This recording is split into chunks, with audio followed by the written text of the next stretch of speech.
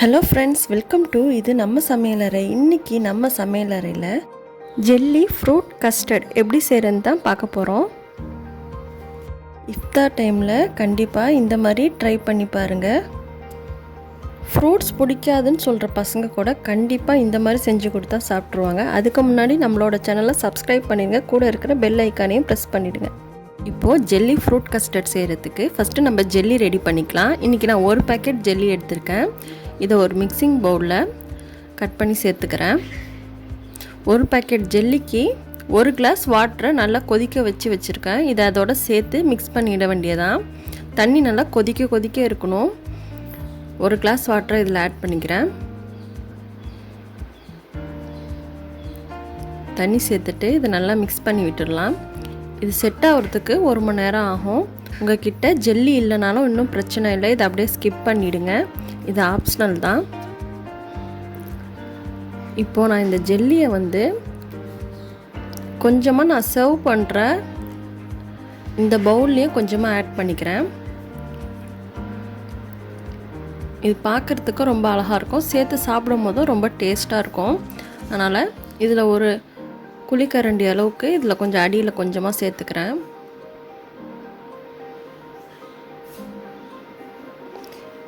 இது எல்லாமே 1 hour set ஆகட்டும். இப்போது ஒரு பேனில் 1/2 லிட்டர் பால் போல் நல்லா காய்ச்சி எடுத்துக்கிறேன். தண்ணிலாம் சேர்க்கக்கூடாது, கொஞ்சம் நல்லா திக்கான பாலாக இருக்கணும். பால் நல்லா காய்ச்சினதுக்கு அப்புறமா இப்போது இதில் கொஞ்சமாக ஒரு 1/4 டம்ளர் பால் போல் எடுத்திருக்கேன். இந்த பால் சூடாக இருக்கக்கூடாது, ஆறி தான் இருக்கணும். இதில் 3லேருந்து 4 டேபிள் ஸ்பூன் வரைக்கும் கஸ்டர்ட் பவுடர் ஆட் பண்ணிக்கிறேன். உங்களுக்கு ரொம்ப திக்காக வேணும்னா 5 டேபிள் ஸ்பூன் கூட சேர்த்துக்கலாம். இப்போது கஸ்டர்ட் பவுடர் சேர்த்துட்டு இதை நல்லா மிக்ஸ் பண்ணி விட்டுக்கணும். கட்டிகள்லாம் எதுவுமே இல்லாமல் நல்லா கரைச்சி எடுத்துக்கணும். கஸ்டர்ட் பவுடர் இந்த மாதிரி தனியாக கரைச்சிட்டு தான் நம்ம பாலில் ஆட் பண்ணணும். டேரெக்டாக சேர்த்தோன்னா கட்டி ஆகிடும். இப்போது நம்ம இதை கொஞ்சமாக பாலில் சேர்த்து மிக்ஸ் பண்ணி விட்டுக்கிட்டே இருக்கணும். டேரெக்டாக ரொம்ப அதிகமாக சேர்த்துடக்கூடாது, கொஞ்சமாக சேர்த்து தான் ஒன் சைட் மிக்ஸ் பண்ணி விட்டுக்கிட்டே இருக்கணும். இதை நல்லா மிக்ஸ் பண்ணி விட்டுட்டு பால் கொதிக்க உங்களுக்கு நல்லா திக்காக ஆரம்பிச்சிடும். இப்போது நல்லா பால் கொதிக்க ஆரம்பிச்சிருச்சு.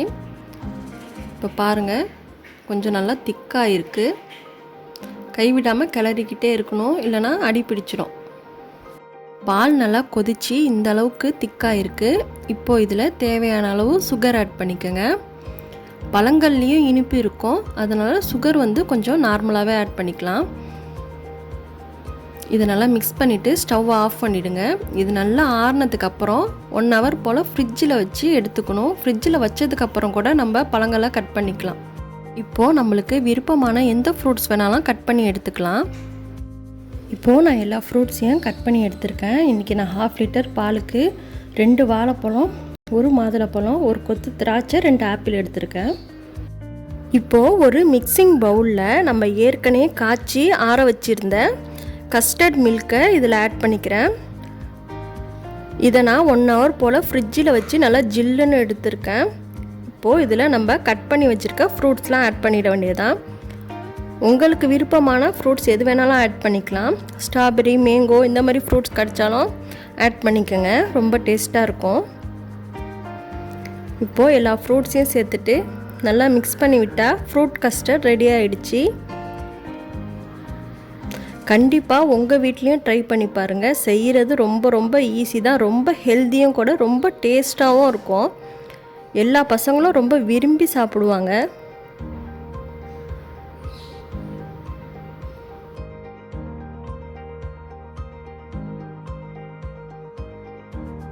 இப்போது நம்ம ஏற்கனவே ஜெல்லி ஊற்றி செட் பண்ணி வச்சுருந்த இந்த பவுலில் நல்லா ஜெல்லி செட் ஆகிடுச்சு. இப்போது இது மேலே நம்ம ரெடி பண்ணி வச்சுருந்த ஃப்ரூட் கஸ்டர்டை ஆட் பண்ணிடலாம். இந்த மாதிரி சர்வ் பண்ணும்போது பார்க்குறதுக்கும் ரொம்ப அழகாக இருக்கும், பசங்களும் ரொம்ப விரும்பி சாப்பிடுவாங்க. இப்போது இது மேலேயும் கொஞ்சம் ஜெல்லியை கட் பண்ணிவிட்டு ஆட் பண்ணிக்கிறேன். அவ்வளோதான், ஜெல்லி ஃப்ரூட் கஸ்டர்ட் ரெடி பண்ணியாச்சு.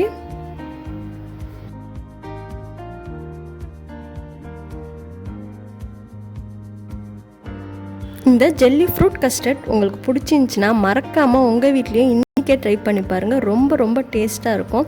அதுக்கு முன்னாடி நம்மளோட சேனலை சப்ஸ்கிரைப் பண்ணிடுங்க. கூட இருக்கிற பெல் ஐக்கானையும் ப்ரெஸ் பண்ணிடுங்க. தேங்க்யூ.